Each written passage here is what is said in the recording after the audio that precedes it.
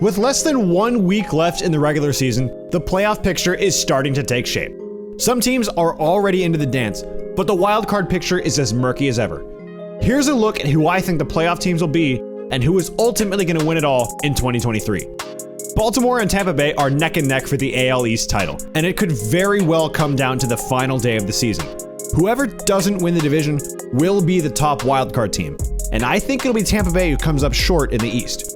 The Orioles have been playing unreal baseball since they regained possession of first on July 20th, and I see no reason for them to stop now. For me, the biggest X factor is Grayson Rodriguez, and his 8-inning shutout performance against the Rays in mid-September puts the Orioles just slightly over the edge. Tampa will be the top wildcard team in the AL this year, playing host to the Seattle Mariners in the wildcard series. Seattle Mariners! Though I think they'll come up short in the division, the Mariners are well on pace to be the second wildcard team. Their top 3 starters can make any opposing lineup look helpless, and they have the experience of last year's run to help them through. For the last spot, the Texas Rangers will survive and become the final playoff spot, setting up a matchup with the Twins. They've scuffled since the deadline, and they won't have their biggest acquisition in Max Scherzer at all. But I think their offense is powerful enough to hold off Toronto for the final spot. For whatever reason, Toronto has looked as talented as anyone, but the production really hasn't been up to their expectations. Without Alek Manoah, the Blue Jays are relying on Kevin Gausman, Jose Barrios, and Chris Bassett to carry them through any postseason series. But against a lineup like the Rangers, I'd have to think Texas would have the edge. Plus, the Rangers swept the Jays in Toronto a couple weeks ago. Advantage? Texas. Over to the NL, where the Phillies are virtually a lock to be the top wildcard team in the NL this year. Nobody was going to catch Atlanta in the division, but the Phillies have rebounded nicely from a slow start and will be a huge problem for anyone. And that someone traveling to Philadelphia for the wildcard series is none other than the Cubs. Yes, the upstart Cubs, who a ton of people, myself included, wrote off to start the year. Cody Bellinger has been absolutely massive for the Cubs this year, rebounding impressively from his last few down years with the Dodgers. Justin Steele is a real threat to win Cy Young in the NL, and the Cubs look ready to raise some eyebrows. And of the 4 teams trying to earn that final wildcard spot and play the Brewers in the wildcard series, I think the Diamondbacks will just barely edge past the Marlins. While their rotation outside of Merrill Kelly and Zach Gallen is a bit of a question mark, the speed up and down the lineup will play in any series down the stretch. Though the Marlins on paper have the easiest schedule between themselves, Arizona, and Cincinnati, not having Sandy Alcantara to lead a very young rotation is a huge downside. But that's the beauty of the race. I could well be wrong, and the Reds could get hot and really shock some folks.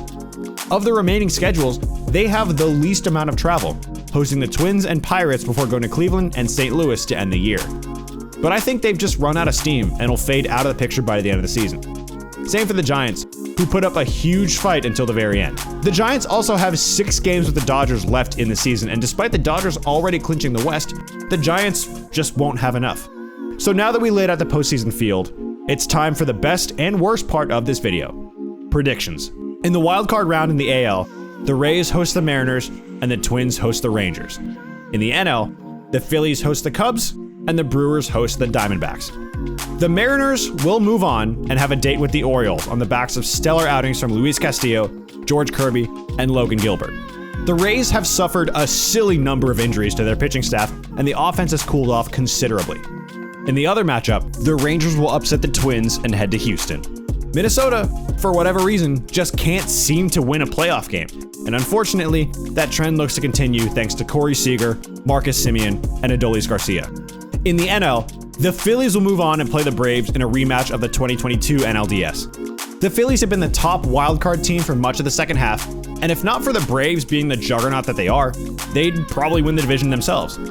In the other matchup, I think the Brewers will move on to play the Dodgers.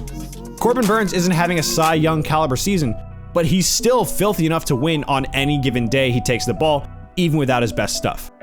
Brandon Woodruff has thrown the ball exceptionally well all season, and Freddie Peralta is about as consistent as they get.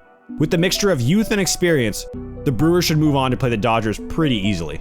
In the NLDS, the Phillies will once again beat the Braves, this time in 5 games.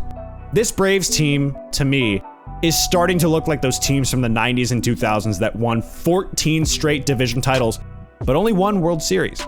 They always made it to the dance, but were always knocked out first. I also have a superstition about not picking the Braves, but that's not the whole reason. I just really don't believe in the Braves bullpen, despite Pierce Johnson and Brad Hand being good additions to the group. Outside of Iglesias and Minter, nobody really has swing and miss stuff out of the bullpen. And the Braves' inability to acquire or develop guys with electric stuff will come back to bite them, especially in a hitter's ballpark like Philadelphia. The Phillies are moving on to the NLCS, where they'll face, guess who? The Dodgers. This was supposed to be a down year for the Dodgers, and yet they clinched their division on September 16th. That's not a testament to how weak their division is.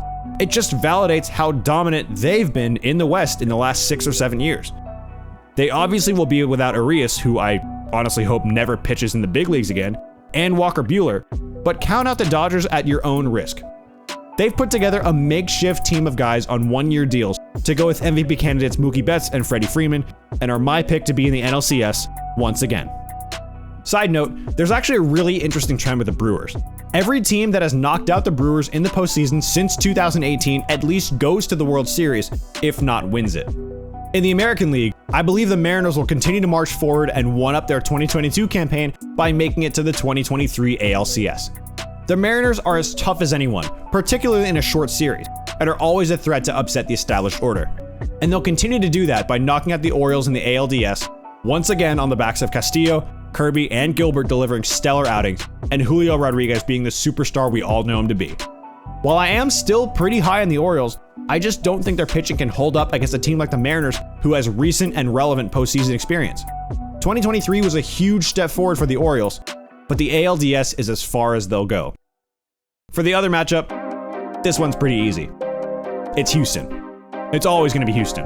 The Astros beat the brakes off the Rangers in early September in a huge series in Arlington, and it looks like they're back to full strength. Adding Justin Verlander back into the mix doesn't hurt either.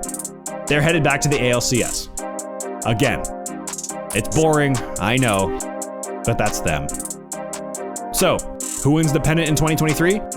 I think you know where I'm going with this, given the funny little nugget I gave about the Brewers. In the NL, it'll be the Dodgers. In what was supposed to be a down year, there's something about this team that, even when they were expected to regress, they dominated their division and virtually every other team in baseball. You don't win as many games as they did by accident.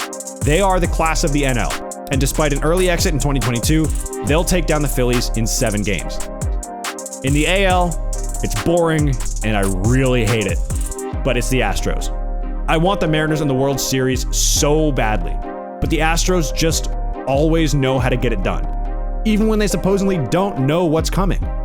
Altuve, Alvarez, and Tucker are exactly who you think they are, and then some. Astros in 5. 2017, meet 2023. It's a rematch of the 2017 Fall Classic in 2023, and unfortunately, it looks like it'll have the same outcome, but in fewer games. Astros in 5. The single most boring team in baseball just knows how to get it done when the calendar flips to October.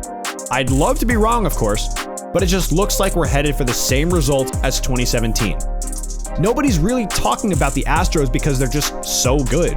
And while the focus is on the new kids on the block like Texas and Baltimore, the Astros will just mosey on over and win the pennant. And the so-called piece of metal. Again. But what do you think? Who's making the postseason and who's winning it all in 2023? Drop a comment down below, and remember, my predictions are usually wrong. And this time I really hope they are. If you enjoyed today's video, a like is greatly appreciated, and consider subscribing for more. Thanks for watching. We'll see you in the next one.